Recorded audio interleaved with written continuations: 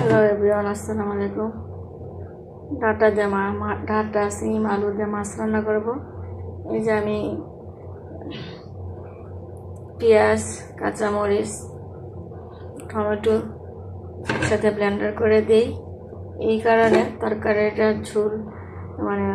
ঝোলটা ঘন হবে। মশলা ব্লেন্ডার করে দিলে মশলাটা ঘন হয়, এই জন্য আলু, বেগুন, ডাটা করবো, ভাজা রান্না করবো।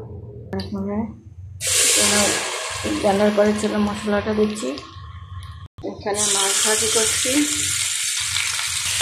এখানে মরিচ দিলাম, হলুদ, ধনিয়া, মিক্সড মশলা দিয়েছি, মশলা দিলাম। এখন মশলাটা কষাবো,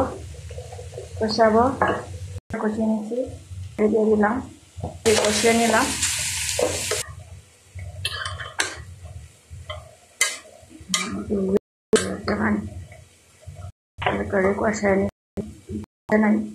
তরকারিতে দিব, ভাজি করছি, মাছগুলি তরকারিতে দিব, করে খাবো। মাছ ভাজা করতেছি, আটটা মাছ, ওই যে সাগরের ইলিশ মাছ, সাতটা মাছ বলে না আমাদের দেশে, এই মাছ। আর একটু তরকারি নাড়াচাড়া করে দিচ্ছি,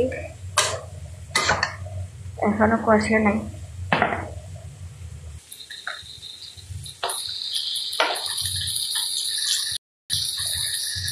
ভাজার মধ্যে একটু ময়দা অথবা চালের গুঁড়া, আটা এগুলা দিবেন, মাখাবেন মশলা দিয়ে। এলাকা একবার মাছ খেতে মজা লাগে, ক্রিস্পি হয় আর মাছ ভাঙে না, কড়ার মধ্যে লেগে যাবে, ভেঙে যায়। তরকারিটা ঝোল রয়েছে, আরো কষাবো, কষিয়ে পরে মাছ দিব, পানি দিব।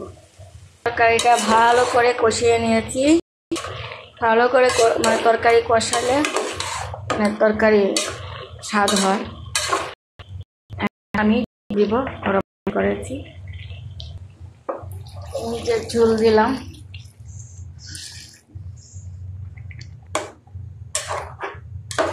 এখন মাছ দিব,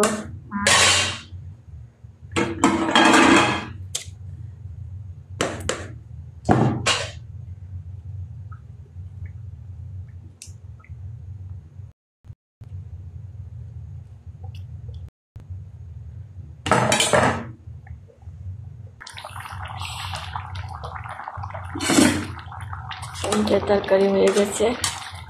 কেমন হয়েছে আমার তরকারিটা?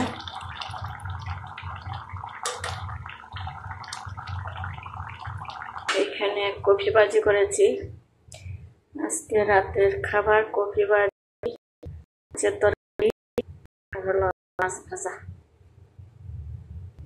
মাছ ভাজা।